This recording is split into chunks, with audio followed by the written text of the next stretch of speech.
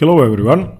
Round 7 of the US Championship is just finishing now, and there's been an astonishing game played between Fabiano Caruana and Akobian, who lost his game to Sam Shankland yesterday, and of course that's why he's no longer in first place, and Caruana won his game yesterday against Ray Robson, and he was only half a point behind Sam Shankland, who was in clear first with 4.5, and Caruana had 4 points.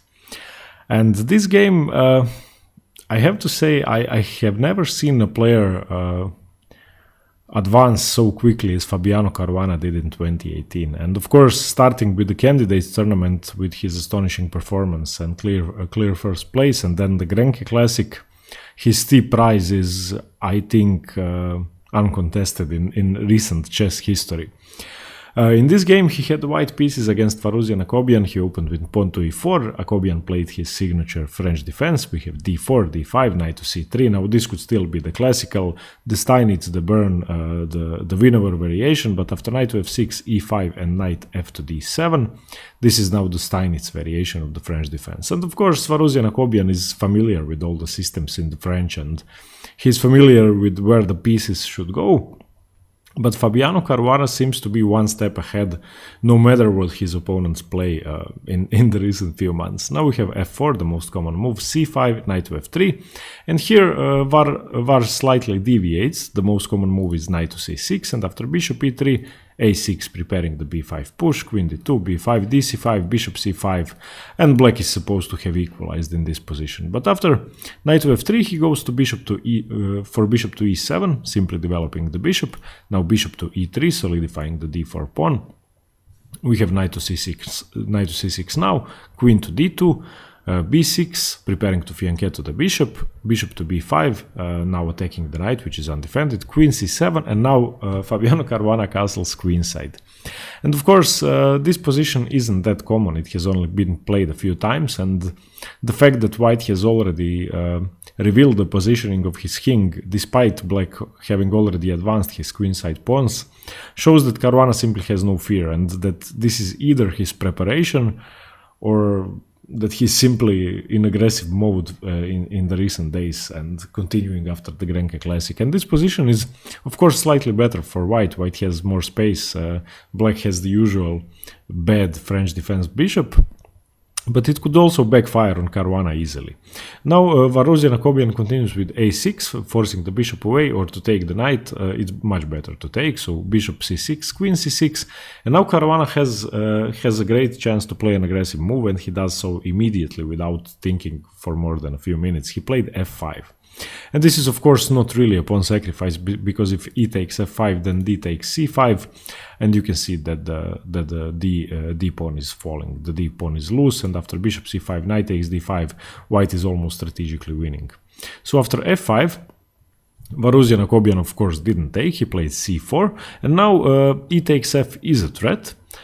So now Fabiano Caruana played another pawn sacrifice. He didn't allow e takes f, he played f6. And this is sacrificing a pawn in exchange for an open f-file. And with the king being stuck on e8, this is a major factor in the position. Now after gf, ef, bishop takes f, you can see that white has 6 pawns, black has 7 pawns. However, white's attacking prospects are a major factor and a decisive factor, as the position will show.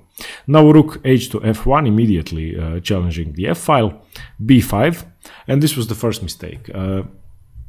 The truth is, in this position, black has no time for counterplay. Black has to defend.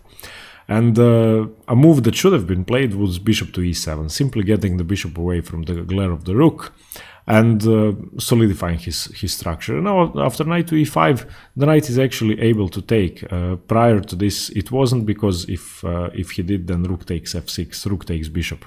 So now the position would continue: knight e5, d5, bishop to d7, king to b1, and black is completely equal. This pawn structure is very solid, hard to break through. There's no more pawn breaks for white. He would have to start with b3, and after c takes, then c4 to break up this pawn, and that would weaken the king too much. So this would mean that Caruana would have almost no play in the position except with the pieces. However, after rook h to f1, Var played b5, and this is an attacking move, but in this position far too slow and far too dangerous. Caruana plays queen to f2, now attacking the f7 pawn as well, so if the knight moves from f3 and if the bishop moves from f6, black is in a lot of trouble. However, Varuzhan Akobian seemed not to be afraid. He played b4, which is of course a major mistake, and how can you miss this? And in this position, Caruana had one killer move which he missed, but he didn't make a mistake. He played a good move anyway. The best move was knight to e4, and now of course if d takes e4, then knight to e5 is killing, because knight can't take, the bishop is falling, and then the f7 pawn is falling, and the queen is attacked, so he has to react. If bishop takes, okay, let me show you all the variations. First, if knight takes e5, then d takes e5, the bishop has to give itself up, or the black king will be checkmated. And if bishop takes e5, then queen f7, king to d8, d takes e5, and after and d takes e5, and now you can see that black is completely busted, just completely over.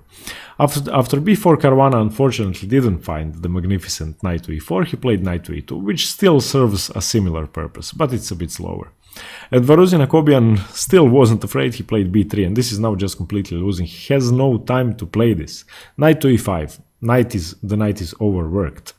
And if knight takes, then queen f6, and after rook f8, let's say d takes e5, white is simply a piece up, because the rook had to defend f7. After knight to e5, Varuzhan Akobian played bishop takes e5, which is not that much better, because queen f7 check, king to d8, now d takes e5. He managed to regain his pawn, and he has a far superior position. Now b takes a2, threatening to queen, king to d2. Just queen your pawn. I dare you to queen your pawn, and of course that wouldn't work. If he dares queen the pawn, the position is completely losing. I will just show you that. Let's say a8, a1 queening.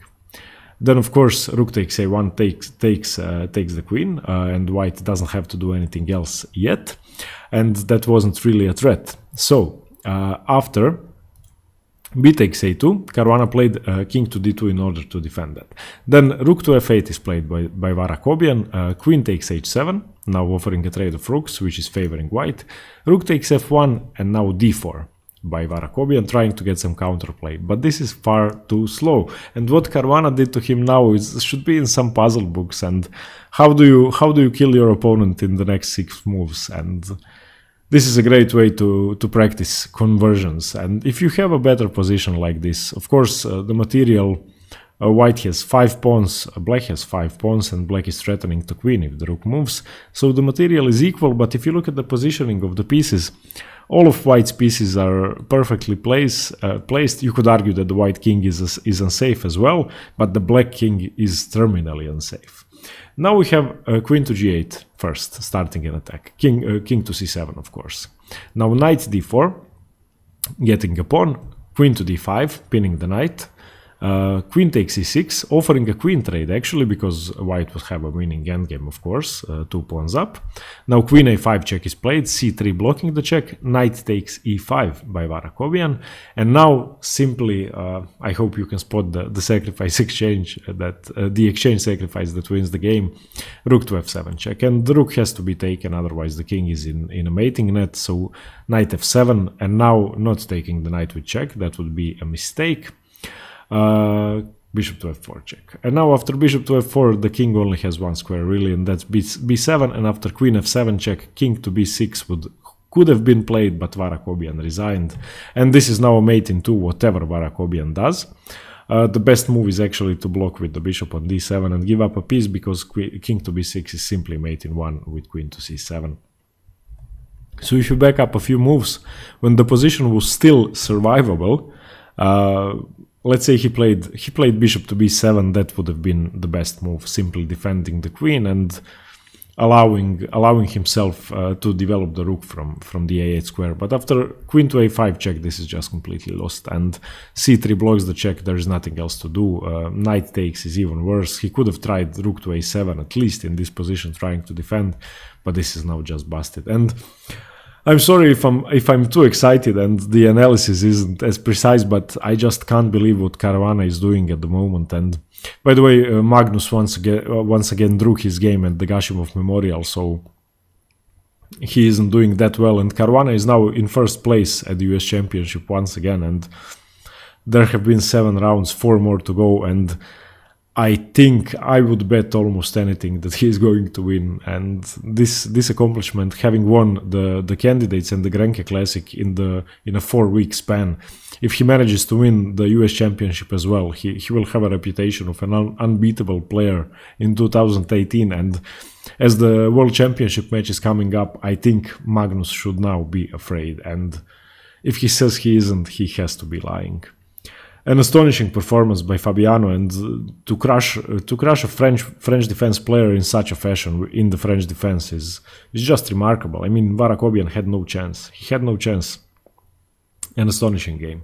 Thanks very much for watching. I hope you like this attacking brilliancy by Fabiano Caruana, and stay tuned for more chess. More games coming up tomorrow. Bye.